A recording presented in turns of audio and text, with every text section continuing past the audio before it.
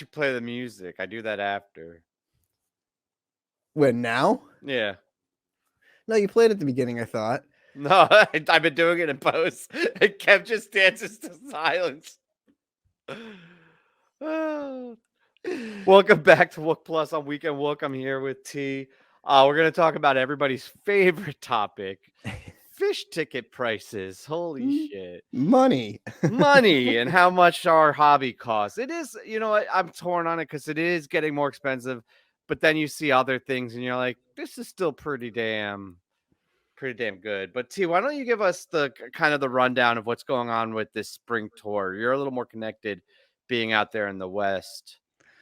I mean, yeah, the three venues, climate change, which I've never been to, but there's tiered pricing on that, kind of like everything. The floor is one price, the first bowl is the second price, and the top bowl is the cheapest price. And then the And you Greek is can't all pick, right, when you're doing the lottery. You're stuck right, with the what most they call the expensive. best available, which Right. means you're getting like whatever they have the allotted tickets for. So, which with Seattle and LA, it kind of sucks, especially LA, which we'll get to in a second. But the Greek is fantastic, right? It's all GA, so it's $95.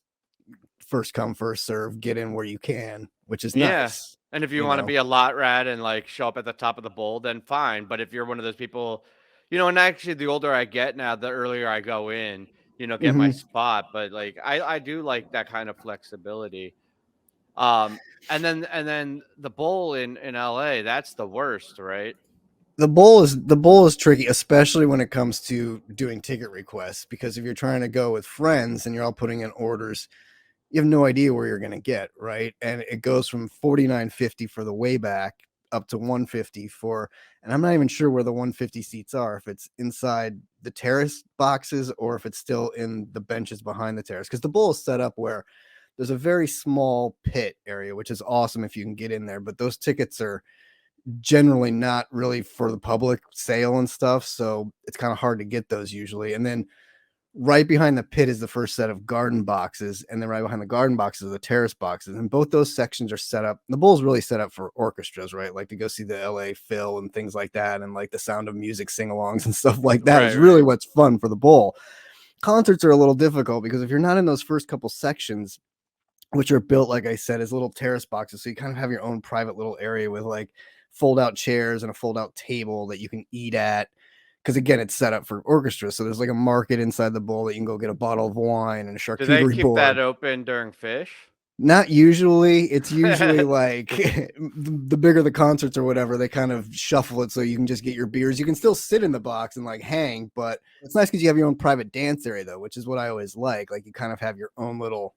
Yeah, Here it's I like am with institutionalized tarping, right? basically, exactly, that's exactly what it is.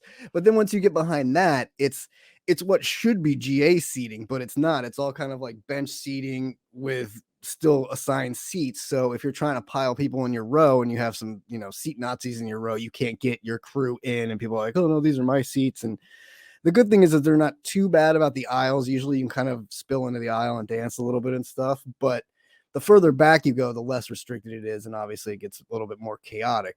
Not to mention, when the further back you go, the smaller the stage gets. Which, I mean, the bowl is a vast place. It's not my favorite place to see rock bands because it's so massive, but it's still a great venue and fun. The problem is though, with the ticket pricing now is, again, like I said, you don't know what you're getting. So you could end up with a 49.50 ticket that you're like, great, I got $50 that I just wasted because I don't want to sit way back there. So I'm going to spend on either Ticketmaster or secondary market to try and get the seats I want. Well, I I think the imagine you're problem, screwed either way, right? Like, there's the people that want the cheap tickets, right? Like, maybe they're just out of school and like they don't have a lot of extra money, but they want to go see it, and they get pinned. They don't get to choose. They get pinned with the super expensive, and they have to go right? into the secondary market. Or there's people like you, professional, have a little extra. You want to get a decent seat, and then you get fucking 50. Now you're forced to go on a cash or trade or something. It's kind of Exactly. bullshit that you don't get to choose where you go in for a lottery. Right. And so then you're kind of like, well, and when I was thinking about that and entering it, I was like, should I just not be entering these? And I went ahead and did it anyway. And now I really regret it. I did a 3-day for Berkeley because I'm definitely going for that for whatever. But the bowl, I should have just waited.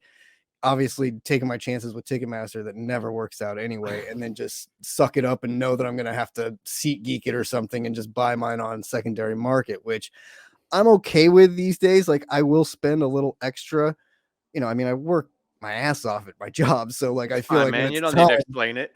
right, when it's time to like have fun, I'm gonna spend a little extra for the seats I want, just like like we did at MSG, like you and I were talking about. Like I want to sit in section 119, so I'm gonna pay a little extra to sit in section It 119 because I like. depends. Yeah, no, I agree. I think it depends on the venue and the show. Like there are like when I go out to Deer Creek, I'm perfectly fine with being in the lawn. I'm not gonna, you know what I mean, because I'm with the crew, or whatever. But like MSG, you can't do that. You don't have like the lawn and be with your crew. And best avail is not best available, right? Like if you're up in the upper 200s, it is a much worse experience than if you're in the lower 200s or the 100s. So I think it depends, and it sounds like the bowl is one of those venues that it really depends, where you are on and how much it's worth it. And where you want to be and what it's worth you. But I will say that the ticket prices for PHISH, like 150 being, and I'm not sure where that 150 is, if it's in the boxes or if you're starting in the seat in the section of benches, but 150 is not bad. I went ahead and compared some of the other acts that are coming to the bowl this summer, which include like Shania Twain, Reba McEntire, Matchbox 20, Janet Jackson's coming.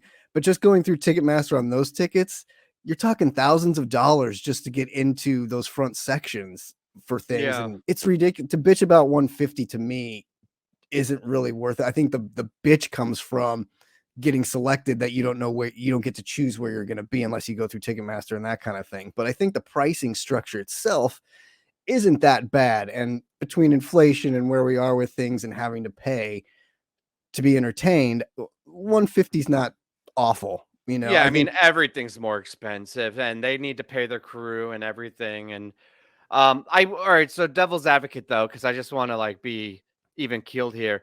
The big difference between like Reba or Matchbox 20 and Fish though is the expectation and the unspoken contract with the fans, right? Is like Reba's fans are going out to see one show and that might be their show of the year, and it's like a special thing where so far at least, and I think what made Fish successful and viable is this expectation of fans seeing 5, 6, 20, 25 shows in a year. And so it's not a one-to-one, but your point I think is a good one, that it's not even close though. It's not like Fish is a little cheaper than these acts. Like they've it's still held their prices really low. and it's significant. I mean, if you put in for every show, my buddy did, and put in, I think, 2 or 3 per show, so he'd have, a group if we all wanted to sit together. And I think it came out to like 3 grand total or 4 grand total, which is a giant lump sum, obviously, to drop down for 9 shows or whatever the tour is, 8 shows or whatever. But still, in comparison, you're also that's somewhat that's one ticket for Janet Jackson down front, right? So Right. it kind of comes and goes. But I get, there's definitely we're always going to complain about ticket prices, but I mean, it's hard once they hit that level, and once you're going to do 3 nights at the Hollywood Bowl, you're kind of beholden to certain expectations, certain ticket prices, certain fees that you're going to have to pay no matter what. So it's just sort of the nature of the beast and where they've gotten to now. I mean, it Good sucks, but problem it is though. what it is. I'd rather be bitching about the ticket prices than not having something to go see, I guess. Right. Yeah, there is that. There's always that. And I All mean, hey, right. if you want to see a free show, Taper's Choice is playing 3 shows for free, no ticket prices. So there's still that level of things, You and we have Llama, that. man. You always got to be plugging your taper's choice. It's I'm just awesome. saying the difference is, they haven't hit that level. Someday we're going to be bitching like, oh man, they used to be playing free shows in Pasadena, and now it's $50 to go see these guys. It's like There's always Kev that, talking about seeing Fish at the bar. He's like, I used to put my beer down on the stage. right? Like I remember Uh, playing $25 to see him in '93 at Red Rocks, and now it's 150 to see him at the Bowl, which 30 years later isn't that big of a difference considering right. inflation and everything, right? Like, I mean, come on. So to Oh, me, you get what you pay for in everything. So if you want to be down close and you're willing to pay $500 to, sit either in the pit or right behind the pit, you're going to get that experience. If you're fine paying $50 and being up top and enjoying the shit dancing with everybody, you're going to get what you pay for. do It's you? what you want. Awesome. Well, this is fun. If you guys are new to the channel, go ahead, like the video, subscribe. Stay, ring the bell for notifications because we got a lot of great stuff coming up. We're going to be doing after shows each night, playing in the sand. Can't This wait. weekend, we got Wook plus Live coming back Wednesday night with Mike Fenoya is our first guest. That's 9 o'clock on Wednesday. Gonna be We good. got more micro doses. So hit the bell, hit the like, subscribe, and tell your friends about this shit. Did I forget anything? I think that's it. I think Cool. that's it. I think we ran through it all. Woohoo. Spend All your right. money wisely.